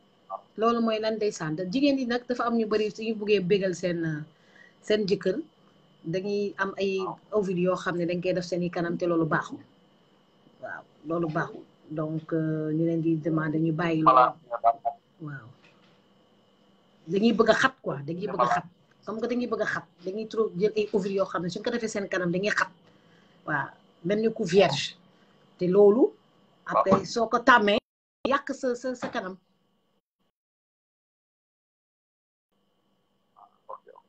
tamit bëggoon naa la laaj. ñu lay déglu. allo comme docteur nga. waaw. bëggoon naa la laaj. ñu ngi lay déglu da ngay yëkkati kàddu bi nag da ngay yëkkati kàddu bi. waaw sama benn xarit daf maa waxoon ni. waaw. Sénégal dañu jënd loo xam ne dañu joxaat maanaam ñu nekk xale daal. Sénégal yow man nga faj utiliser loo xam ne day nekk am xale waa da ngi utiliser mooy ovule mooy ovule day te loolu du tax sa nga nekkaat xale nit ñi léegi yàgg benn ñi ndax bu demee parce que ñoom buñ tëyee après dañuy doonaa génnewaat deret ak yëpp ndeysaan léegi nag loolu ko affaire bi daal posé ma daal man loolu est-ce que mën naa ne de comme yow docteur nga man loolu laa ko laaj ndeysaan am na jigéen yoo xam ne rek seen xarit yi rek ñoo leen di conseiller loolu ñuy utiliser produit yoo xam ne dañ koy def seen kanam pour ñu seen kanam bi delluwaat xale mu tëjuwaat léegi nag loolu day indi problème mais si jëkk kër bi lay takk moom dana ne yow maanaam lépp li yow mu ñëw nga doonaam xale moom maanaam du am différence daal loolu naxaate la sax waaw loolu sax laay laaj loolu kon lu am la am na kay moo tax ñuy sensibiliser pour jigéen ñi bàyyi ko vraiment loolu baaxul daal ñun daal kontaan na trop naa la bàyyi ndax ñi bëgg dugg xam naa ñu bëgg dugg bëri nañu waa ndeysaan voilà ñu ngi lay gërëm di la sant carte yi nag faaw ñu am nga ne carte yi moom il faut ngeen am si waaw carte yi moom après da ngeen di woote rek ngeen jënd ko dégg nga voilà merci na carte yi il faut ñu am ko kii mi ngi woote Espagne ñu jël ko waa diaspora bi de moom émission bi dinañ di wéttiri salaamaaleykum salaamaaleykum salaam ça va bien sant maa ngi ziar si loolu nekk ñu ngi ziar bu wër anam 612 bi 612 moo nekk nii waaw non moo nekk si yow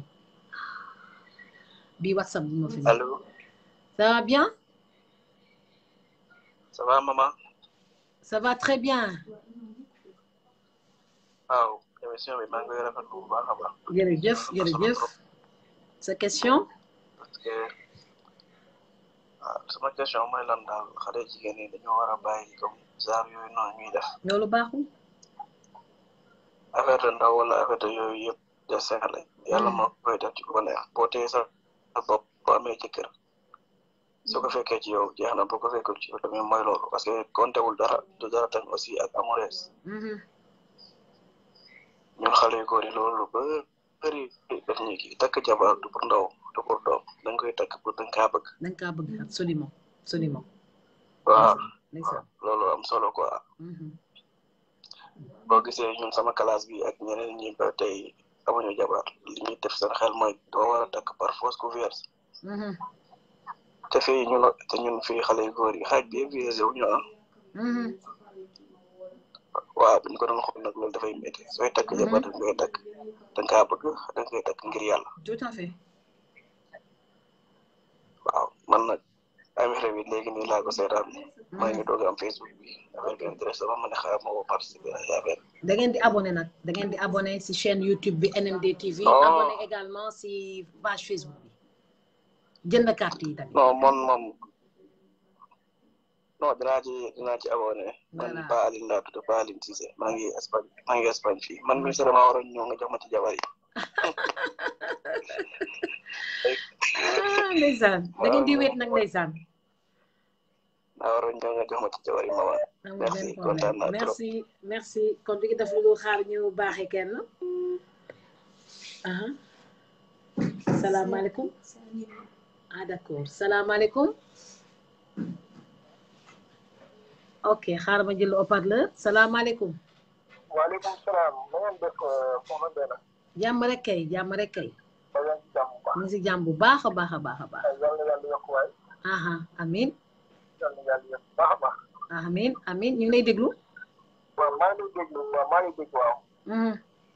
waaw émission bi am na importance trop vraiment am na importance quoi parce que ñu ngi ñaan daal yàlla bu mu débordé waaw du débordé waaw xam nga émission yi dafa xaw a saa suba dafa am important nag waaw xam nga lu ma nekk médecin moom benn dara du débordé waaw parce que boo déggee ma ne bu mu débordé parce que ñenn ñi bokkuñu ay gisin xam nga ñëpp bokkuñu gisin moo tax may ñaan daal yow moom lépp di maanaam loo xamante ñëpp dañ ci tibbee xam-xam ci jàngee waaw parce que am na importance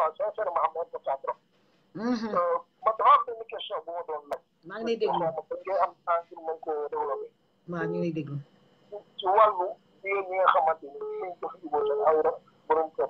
ci wàllu. maanaam jigéen. waaw waaw. waaw jigéen ñi nga xamante ni ñoom seen awra borom kër dañ koy jëfandikoo. ah d'accord ndeysaan. yaa ngi dégg. waaw. waaw comme si que ñu nàmpal seen borom kër bi nàmp seen ay awra yu mel noonu. ndeysaan. xam nga loolu noonu si islam daganul. mais tey Sénégal usa yu bëri boo leen laajee di daan dagan. mën naa gis dafa ay sot benn waxtaan da ngaa jëfam. voilà aussi même si wàllu expression bi ngeen ko waxee moom jàng ci wax moom ay fama daan lañ. xalaat nañ jàng. aussi jàng nañ ko même en arabe jàng nañ suñu téere yooyu noonu. comme ni ñu si waxee ñu ngi si coppite tuuti noonu. même islam loolu lay jàngale. maanaam déedéet islam dafa ko tere. allo. waaw ñu ngi lay dégg ñëpp a ngi lay déglu. allo. ma ne ñëpp a ngi lay déglu ñu ngi lay déglu. waaw ah ñu ngi lay déglu waaw man de dama rek lay déglu man mosuma dem ci ay yu mel noonu daal maanaam déedéet daal. waaw. islam dafa ko tere dafa tere déedéet. toll ni lépp mais coppati tuuti ci mbir mi. maanaam loolu moom wax dëgg yàlla may nañ ko daal. yaa ngi dégg bu baax. bu baax. voilà loolu daal lañ maye comme ni ko expliqué. parce que point boobu moom daf may amuloon important trop. ndeysaan. ak wàllu émission bi mel noonu. waaw kon loolu lu am solo la ak ñu ko leeralee it vraiment ñëpp dégg ci seen bopp. excision moom baaxul excision moom. li islam taxal yow dàqoo ko. sama boo xam ne yaa ngi may dégg bu baax. bu baax ñu ngi lay dégg. waaw waaw li islam taxal dàqoo ko te it wane nga ne amul benn ngaañ bu mu mën a indi soxna yeeg yu mel noonu.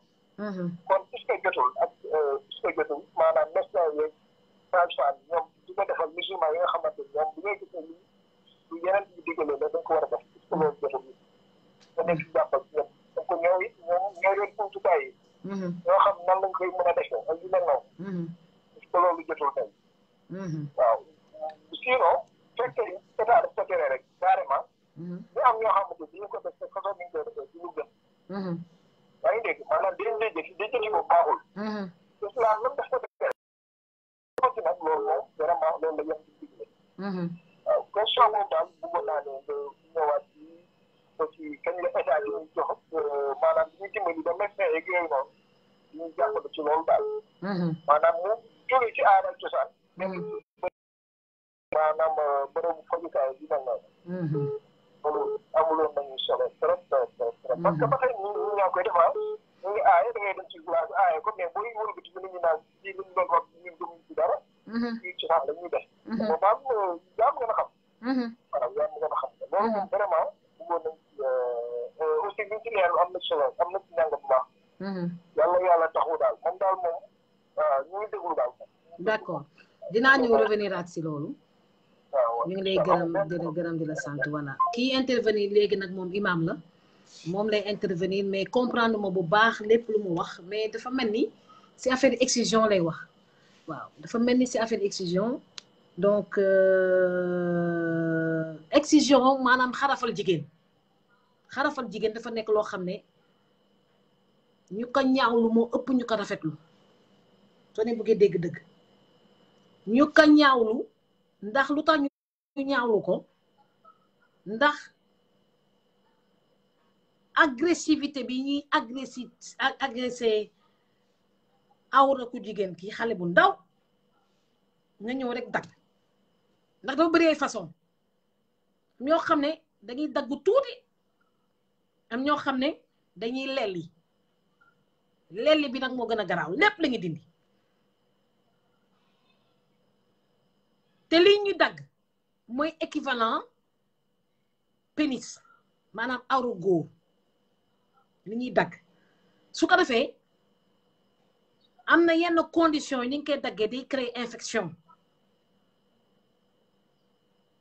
infection yu métti ba suy cicatriser day cicatriser avec des kéloïdes am ñoo xam ne kéloïde naka laa ko mën a expliquer si wolof maanaam cicatrice bi day multiplier wu dëgg këj am na yoo xam ne du ñuy yem si clitoris bi dañuy ñëw si lèvres yi ak petite lèvres yi dagg ñaw lan lañ si jublu pour jigéen bi kenn bañ kaa siif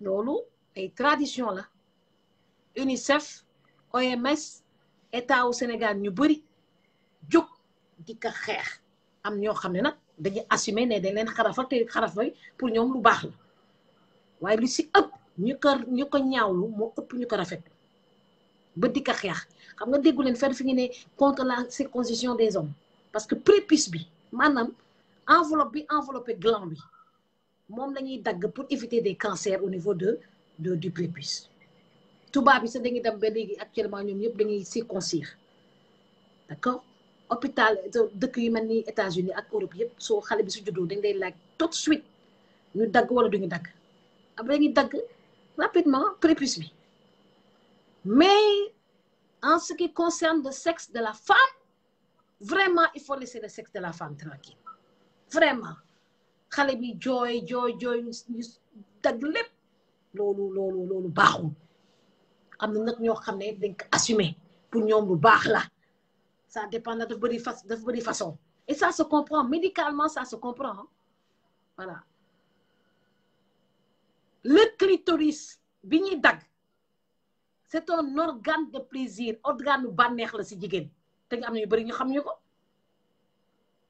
organe de plaisir la si jigéen soo ko daggee jigéen bi du am benn sensation clitoridien suy sëy ak jabar suy sëy ak jëkkëram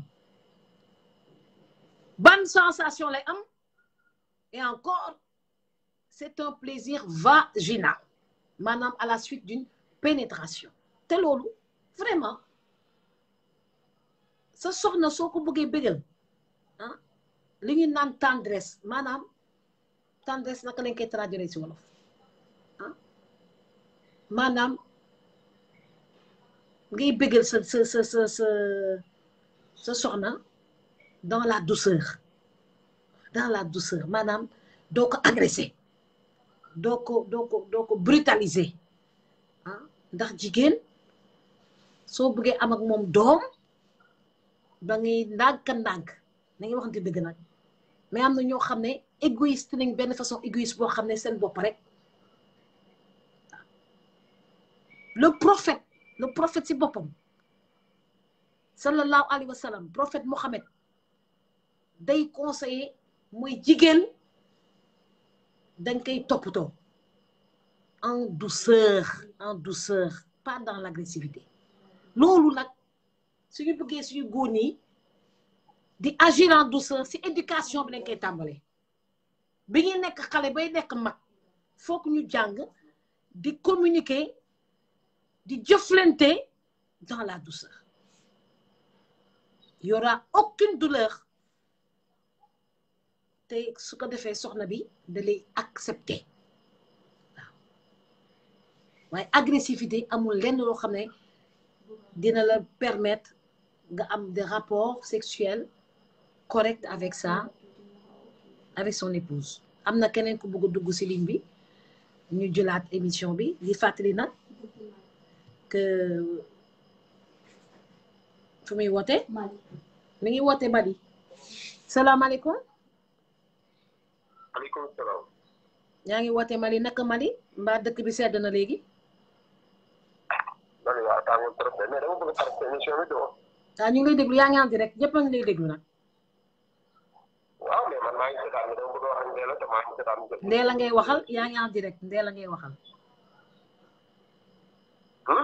man ngay waxal yaa ngi en direct waaw bon dama doon rafetlu émission bi rek comme man maa ngi ko maa ngi ci Facebook bi ok di wax ne waxtaan bi am na solo parce que loolu dafa nekk sujet boo xamante ne Sénégal yi ñu bëri dañ koy moytu te mooy waral lu ci bëri xale yi en général dañu am complexe ak parents yi affaire yi dañoo war a teg lépp di waxtaan ak njaboot yi ndeysaan pour bu ñu génnee ñoom du ñu am leen jaaxal mais ñun man dama gis soo wàll boobu Sénégal moom lu ci parents yi dañu moytu débat yooyu te débat yooyu ko moytu dañ ko war a teg di ko waxtaan ak xale yi à âge pour bu ñu màggee duñu am gerte ak suñu parents duñu leen bëgg a laaj ci wàll boobu dinañ mën a lii pour laaj leen donc ñu rafetlu émission bi di wax ne émission bi am na solo voilà jërëjëf voilà merci donc mu nekk émission bi c'est une émission médicale d'accord donc qui dit émission médicale parle de sensibilisation fa nekk loo xam dafa am solo loo gis ci àddina dañ koy jàngale loo gis ci àddina dañ koy jàngale voilà santé sexuelle nekk benn domaine boo xam ne important ñu war ko jàngale pour xale yi xam mag yi xam pas seulement xale yi mag yi xam parce que mag mooy xale mooy nekk mag 88 628 04 14 maa ngi dégg muy sonné foofu Moussa nag may jox appel bi 88 628 04 14 kon ma jéemaat appel vidéo Facebook appel vidéo Facebook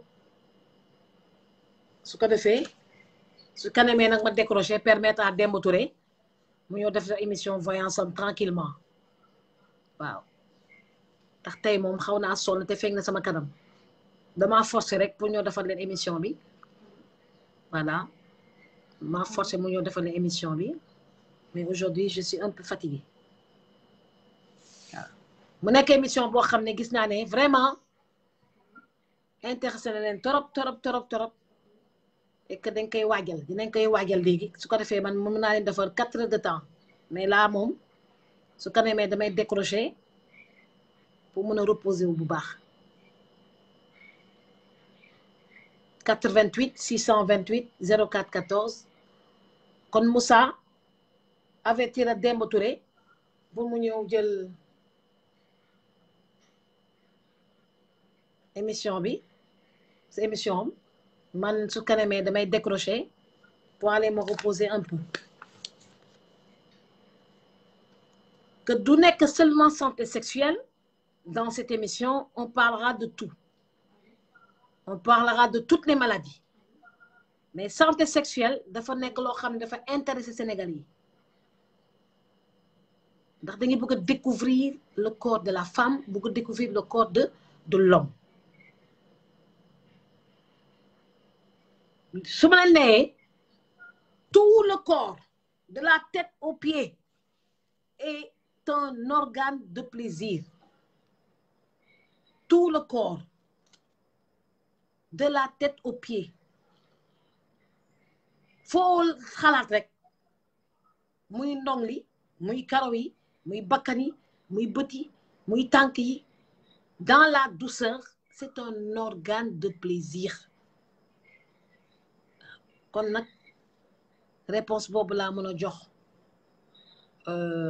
imam bi woote léegi excision bi effectivement médecin yi suñ si dugalee seen loxo si conseil comme lu may def nii ñu bañ a xotti xale yi parce que excision xotti la waaw xotti bi ñuy xotti ak dagg bi ñuy dagg xale bi vraiment xale bi mérité wul loolu vraiment képp ku ko défendre bi nga la def dafa sedd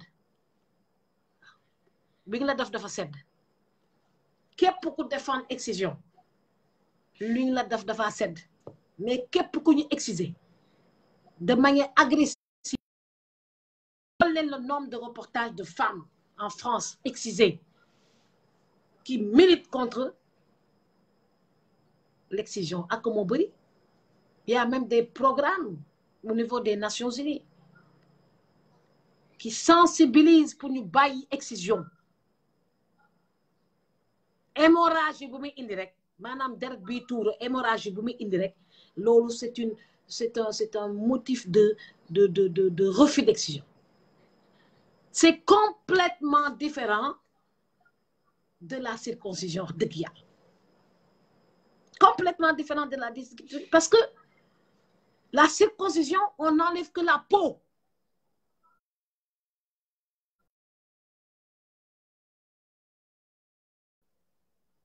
maanaam jongalu góor kenn daggul pénis bi peau bi lang moom la ñuy dagg jongulu jigéen nag boobu dafa néeg ndax dañuy dagg l'organe érectile clitoris bi la ñuy dagg te clitoris c'est l'équivalent du sexe c'est l'équivalent du pénis donc pourquoi cette pourquoi je vais pas dire cette ségrégation, je vais pas dire cette disparité. Chez l'homme on coupe que la peau, chez la femme on veut tout arracher. Bay dag ay lèvres dag lépp lu ko fi jaar. Moi je dis non à l'excision. Encore non à l'excision parce que ça ne fait que détruire la femme.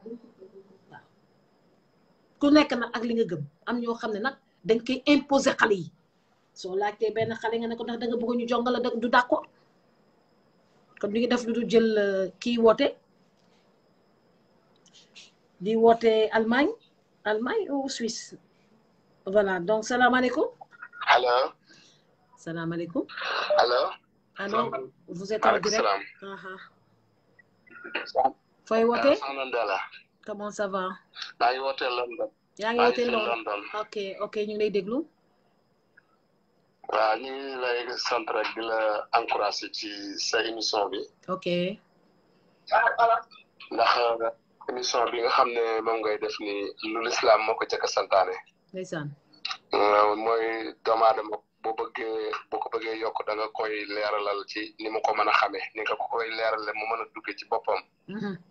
l'islam moo njëkk a wax ne xutba ajjuma yi sax dañoo wax ne langue bi nga xam ne ci nga ko mën a xamee nañ la ko waxee ci langue boobu pour mu mën a agsi ci yow kon ma gis ne yow sa émission bi l'islam moo ko njëkk a santaane waaw ñu gis nañ Sénégal suñu doom yi ak suñu jarbaat yi xale yi jigéen yi ñu ngi faatu ci ay ëmb yu teel ci hôpital yi ay 20 ans 17 ak te lépp dara waralu ko lu may rek ñàkk la nee na leeralal lépp li ci nekk ci ëmb ak am doom ak ni nga ko war a ëmbee ba ni nga ko war a amee ma xam ne kon émission bi nga xam ne yaa ngi koy def yàlla na la si yàlla jàppale ndax bu ñëpp defee ni yow yu bari dana leer ci bopp lu bari dana dugg ci boppi nit ñi wax dëgg yàlla ñun daal ñoo ngi fi waaye ñoo ngi lay bàyyi xel ñun di la déglu bu baax te di la encourager di la ñaanal ñu ngi lay wooyee fii ci London.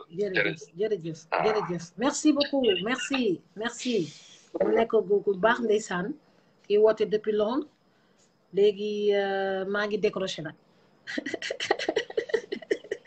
maa ngi décroché tey de ñoom ñu ngi jóge Simal li ngi nekkoon 2 jours à Simal léegi tey la ngi dellusiwaat à Saly et puis on est fatigué waaw mënu moon bëgg a def émission bi tey rek mais bon j'ai réussi à le faire léegi damay dem noppaliku ji xam naa après yaa ngi bëri mais jéggal leen ma ko dama sonn tey waaw suba dinaa leen que suba di ma reposer bu baax ma dóoralaat leen beneen émission su ko defee nekk échange yi day fructifier da ngeen di nag jënd carte fans club bi da ngeen koy jënd par transfert d'argent Aïssatou moo koy recevoir gis First Galsen dégg naa la mu wax mun na ko gérer à Paris yaatal naa ñëpp tàllal naa sama loxo ñëpp maa ngi leen di nuyu yéen ñëpp di leen di ñaanal guddi jàmm ba suba